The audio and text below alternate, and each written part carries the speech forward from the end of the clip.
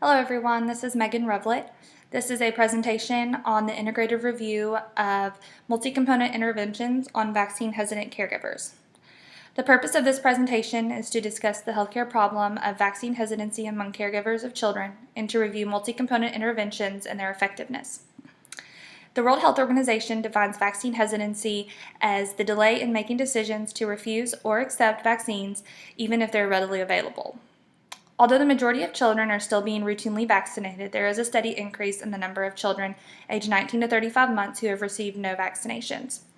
For example, in 2001, 0.3% of children in this age group had received no vaccines, compared to 1.3% in this age group born in 2015. Vaccination coverage is shown to be lower among populations who are uninsured or those insured through Medicaid. Healthy People 2020 has an overall goal to increase vaccination rates to prevent diseases. The PICO question that guided this review is, in caregivers of vaccine-eligible children, how do tailored multi-component interventions compared to usual care affect intent to vaccinate during childhood years? When searching the literature, 3 articles were chosen to include in this integrative review. The first one is a systematic review conducted in 2015 by Jarrett, Wilson, O'Leary, Eckertsberg, and Larson, and it was to identify, describe, and assess interventions aimed at the issue of vaccine hesitancy.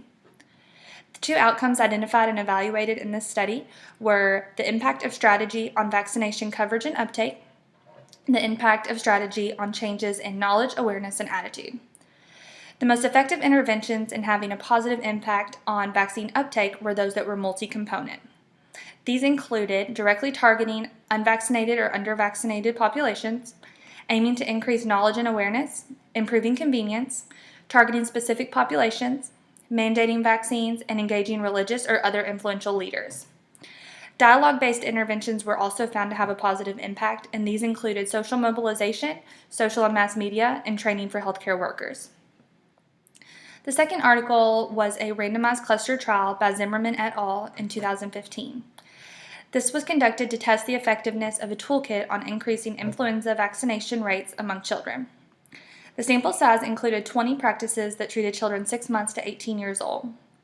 The interventions included a 4-pillar toolkit, provider education, and vaccine supply interventions. Results found a significant increase in rates for the intervention group, 53.8%, compared to the control group, 50.1%, which was a statistically significant finding.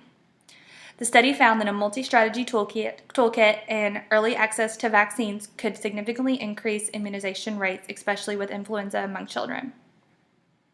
The final study was a qualitative study that was prompted by the research that found that the completion of the HPV vaccination series remains below the Healthy People 2020 goal. This was a study that examined caregiver and provider perceptions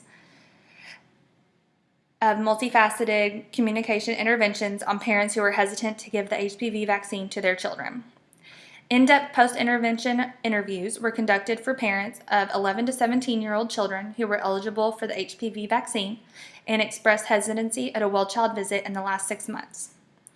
The components of the toolset that were most beneficial were the face sheet, a presumptive approach by the provider, and motivational interviewing techniques.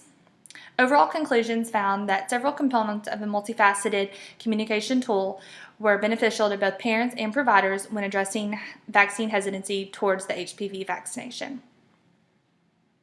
Among the 3 studies, the biggest similarity is the use of tailored multi-component interventions for vaccine-hesitant parents and caregivers. The main differences between the studies include research technique, population studied, and the specific vaccinations within the population group that were assessed. Each study included the use of a healthcare provider in the intervention. When looking at the application to advanced nursing practice, we can use the results from these studies and their support of the use of multi-component interventions by the healthcare provider when we were to address vaccine-hesitant caregivers. These interventions would be helpful in primary care settings where this specific problem is prevalent and a spirit of inquiry is cultivated among staff members in the clinic. Each study included in their conclusion the need for further investigation of interventions tailored for vaccine-hesitant parents or caregivers, so this also gives implications for the advanced practice nurse to do further research on this topic. A proposed intervention would be to develop a tailored algorithm containing multi-component interventions for the advanced practice nurse.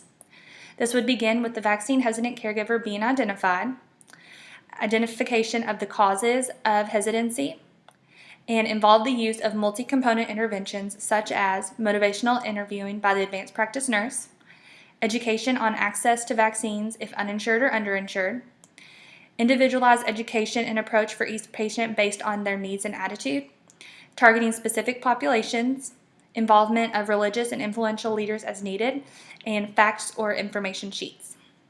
This intervention can be used in the primary care setting, whether you're working in a family care practice or a pediatric care practice. Advanced practice nurses and other healthcare providers in the setting would need additional training and education on the intervention to ensure a successful intervention placed in the practice. Thank you for listening to this presentation.